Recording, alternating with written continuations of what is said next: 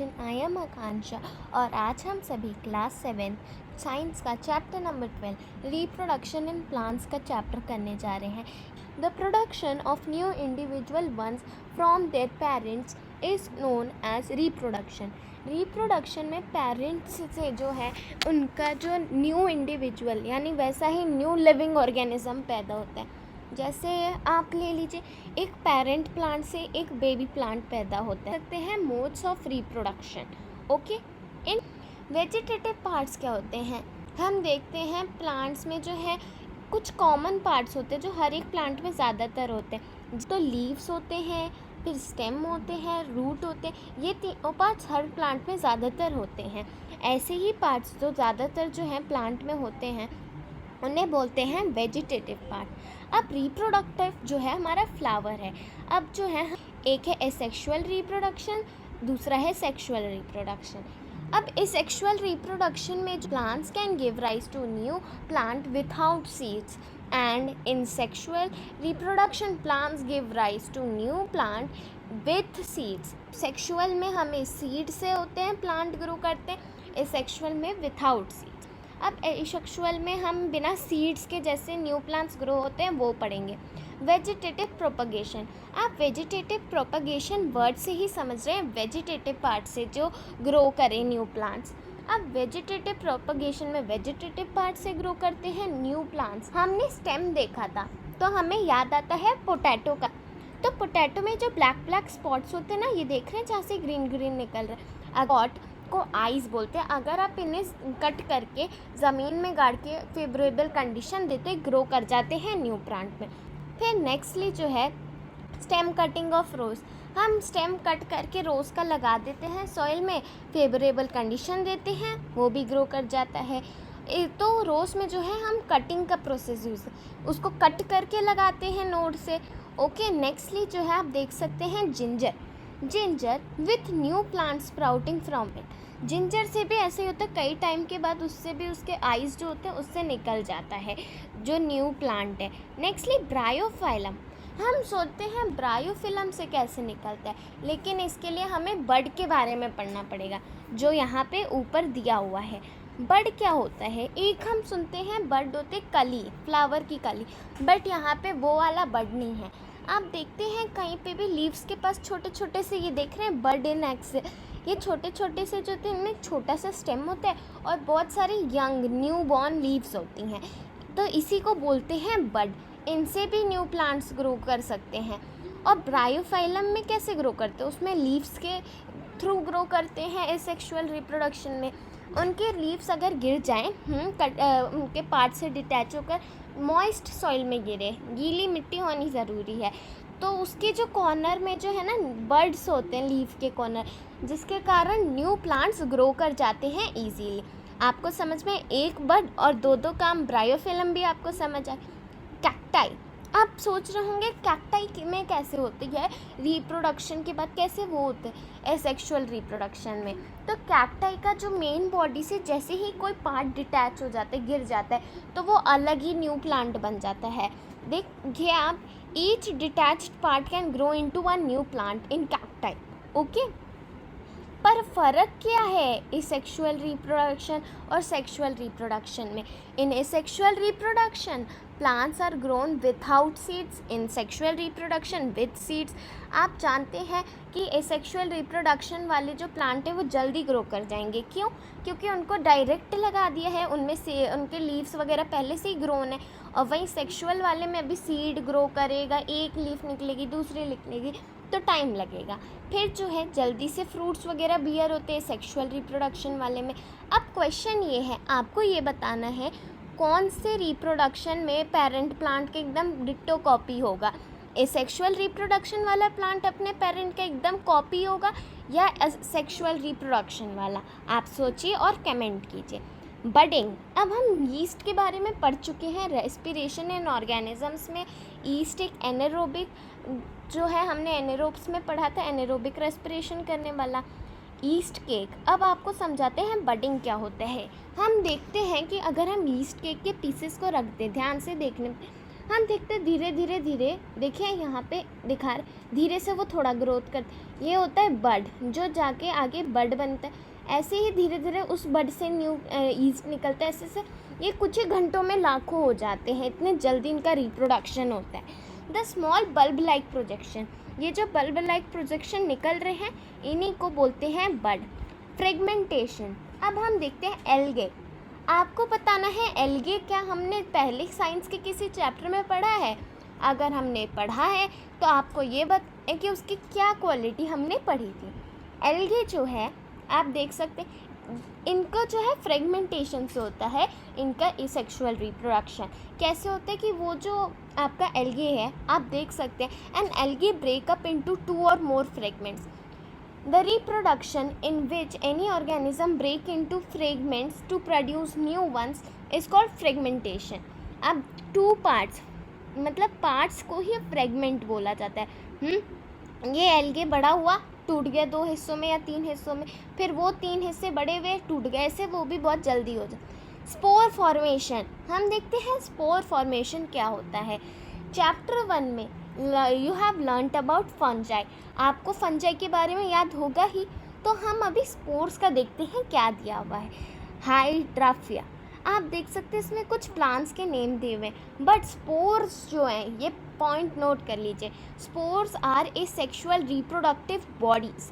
मतलब कि जैसे हमने रिप्रोडक्टिव, हमने यहाँ पे देखा था कि हमारी जो फ्लावर हैं, देखिए आप खुद भी देख सकते हैं, फ्लावर्स आर रिप्रोडक्टिव पार्ट, और यहाँ पे जो है एसेक्सुअल रिप्रोडक्टिव पार्ट है हमारा स्पोर। ओके, तो अब देखते हैं क्या स्पेशलिटी है स्पोर के लिए हमें दी थी। Each spore is covered, spore को जो है एक कवरिंग से होती है, कोट से होती है, जिसमें अगर वो ज़्यादा गर्मी वाले रीजन में हो तो वो ड्राई अप ना हो जाए, या ज़्यादा वाटरी रीजन में हो तो वहाँ पे वो गीला ना हो जाए। इसी के लिए कवर दी हुई है गॉड ने अनफेवरेबल कंडीशन में सर्वाइव करने के लिए, so they can survive for a long time. अब स्पोर्स जो है इनका अब देखते हैं क्या दिया। जब इन्हें कहीं जगह इन्हें लगता है कि हाँ यहाँ पे हम सर्वाइव कर सकते हैं, वहाँ ये लग जाते हैं। जैसे अगर उन्हें लगता है हम दिल्ली में सर्वाइव कर सकते हैं और वो दिल्ली पहुँच गए, वहाँ पे वो लग जाते हैं, न्यू प्लांट ग्रो कर देते हैं। And plant such as moss and ferns also reproduce means of spore. अब स्पोर से जो प्रोडक्शन है वो करते हैं हमारे फर्न्स और मॉस। सेक्सुअल रिप्रोडक्शन के बारे में आपने कुछ पार्ट्स पहले से ही क्लास 6 में पढ़ रखे होंगे। यू हैव लर्नड अर्लियर कि फ्लावर के स्ट्रक्चर में स्टेमन होता है जो मेल रिप्रोडक्टिव पार्ट होता है, पिस्टल होता है जो फीमेल रिप्रोडक्टिव पार्ट होता है। यहाँ से हम समझते हैं ये है हमारा स्टेमन, ये है हमारा पिस्टल। डायग्राम याद है क्लास 6 में पढ़ा हुआ। तो ये जो स्टेमन है इसमें जो ऊपर का पार्ट होता है जो आप देख सकते हैं एंथर बोलते हैं, और नीचे के स्टिक टाइप पार्ट को बोलते हैं फिलामेंट, जो कनेक्ट करता है एंथर को फ्लावर में। फिर पिस्टल में जो होते हैं उसके 3 मेन पार्ट्स होते हैं आप ये सर्कली पार्ट, ये स्टिकी होते हैं इसलिए इसका नाम स्टिग्मा, ये स्टाइल और ये ओवरी। अब ओवरी के अंदर कुछ एग लाइक स्ट्रक्चर्स होते हैं जिन्हें बोलते हैं ओव्यूल्स। आपको समझ आ गया स्टेमन एंड पिस्टल के अंदर के पार्ट्स। अब नेक्स्टली फ्लावर्स जिनमें सिर्फ या तो पिस्टल होता है या स्टेमन होता है, उन्हें कहते हैं यूनिसेक्सुअल फ्लावर्स, जैसे कि कॉर्न, पपाया। इनमें जो है या तो इनके फ्लावर में स्टेमन होगा या सिर्फ पिस्टल होगा। बाइसेक्सुअल फ्लावर्स में दोनों होते हैं, स्टेमन एंड पिस्टल बोथ। जैसे कि हम ले लेते हैं बाइसेक्सुअल फ्लावर्स में मस्टर्ड, रोज़। ओके, नेक्स्टली जो है ये भी पॉसिबल है कि एक प्लांट में यूनिसेक्सुअल फ्लावर भी और बाइसेक्सुअल फ्लावर भी। समझिए कि जैसे एक प्लांट है जिसमें 3 फ्लावर्स हैं, उनमें से 2 फ्लावर्स जो है वो यूनिसेक्सुअल है जिसमें सिर्फ एक पार्ट है, और एक है जो इसमें दोनों पार्ट है bisexual flower. Okay, male gamete, आप ये वर्ड जो है डार्क में देख सकते हैं। जो पोलन ग्रेन्स होते हैं वो मेल गैमेट होते हैं, और पोलन ग्रेन्स एंथर में रखे होते हैं। ओवरी के अंदर हम पढ़ चुके हैं ओव्यूल, ये होते हैं फीमेल गैमेट। क्या? Female gamete. जब पोलन और ओव्यूल दोनों एक दूसरे के फ्यूज ऑफ कर देते हैं तो बनाते हैं जाइगोट। यस, न्यू टर्म है लेकिन इजी है याद करना। पॉलिनेशन, पर उसके लिए हमें अगर जाइगोट चाहिए तो उसके लिए हमें पोलन और ओव्यूल दोनों को एक साथ मिलाना पड़ेगा। तो इसके लिए हमें स्टेमन का पोलन ग्रेन को ले जाना पड़ेगा ओव्यूल के पास। इसी प्रोसेस में when the pollen is carried till the stigma of the flower, this is called pollination. Pollination में किसी भी फ्लावर, सेम काइंड का फ्लावर होना नेसेसरी है। अब इससे थोड़ा समझते हैं। यहाँ से इसने पोलन ग्रेन छोड़ा और ये पोलन ग्रेन यहाँ इसके स्टिग्मा पर चला गया, तो इस तरह से क्या हुआ, ये पॉलिनेशन हुआ। जो पोलन ग्रेन है उसे स्टिग्मा में जाना है किसी भी फ्लावर पे पर, सेम काइंड के फ्लावर पे, तब भी पॉलिनेशन होगा। अब ये भी पॉलिनेशन हो सकता है कि इस एंथर का पोलन ग्रेन इस स्टेमन पे स्टिग्मा पे लग गया हो। ओके, तो अब एक में सेम फ्लावर पे, एक में डिफरेंट फ्लावर पे, तो इनके लिए भी इन्हें क्लासिफाई किया गया है self pollination and cross pollination. Self pollination में क्या होता है, जब जो है हमारा जो पोलन ग्रेन है वो सेम फ्लावर या सेम प्लांट के फ्लावर पे लगता है, उसे सेल्फ पॉलिनेशन बोलते हैं। और क्रॉस पॉलिनेशन में जब जो पोलन है वो दूसरे प्लांट के फ्लावर पे लगता है, उसे बोलते हैं क्रॉस पॉलिनेशन। ओके, अब देखते हैं क्या स्ट्रक्चर दिया हुआ है।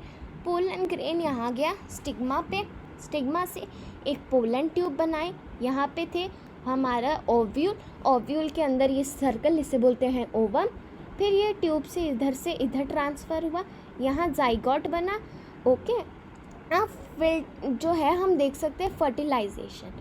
The cell which result after fusion of gamete is called zygote. हम पढ़ चुके हैं जाइगोट बनता है मेल एंड फीमेल गैमेट के फ्यूजन के बाद, और वही जाइगोट जो फॉर्मेशन होते हैं वो फर्टिलाइजेशन की प्रोसेस कहलाती है।